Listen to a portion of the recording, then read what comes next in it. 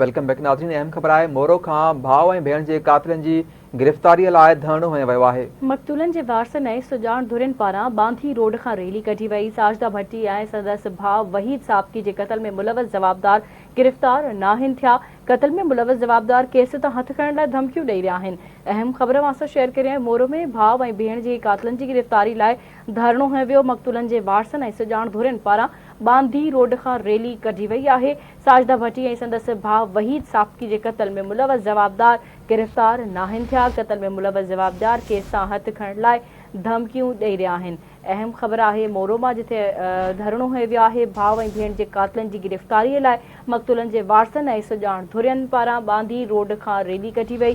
साजिदा भट्टी ऐं संदसि भाउ वहीद साबकी जे क़त्ल में मुलवस जवाबदार गिरफ़्तार नाहिनि कया विया। क़त्ल में मुलवस जवाबदार केस तां हथ खणण लाइ धमकियूं ॾेई रहिया आहिनि। इन हवाले सां लाइन ते मौजूद आहे अयास सोलंकी। जी अयास, कहिड़ा तफ़सील आहिनि?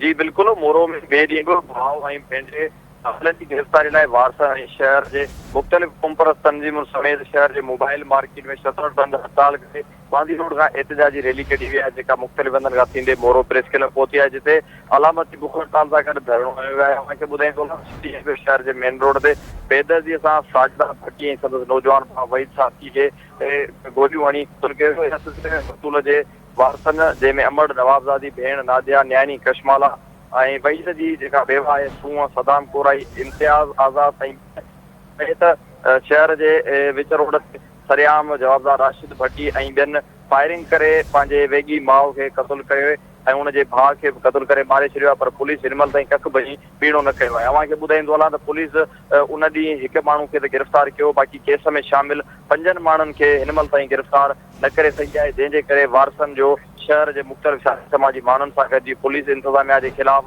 धरणो ऐं एहतिजाज जारी आहिनि। हुननि सिंध जे वज़ीर आला समेत मोरो जे तक जे MP ऐं सिंध जे घर खां मुतालबो कयो आहे। मामले जो नोटिस वठी क़त्ल केस में मुलविस जवाबदारनि खे गिरफ़्तार करे इंसाफ़ फराहम कयो वञे। जी ठीकु आहे, अव्हांजी महिरबानी अयाज़ अपडेट करण जे लाइ।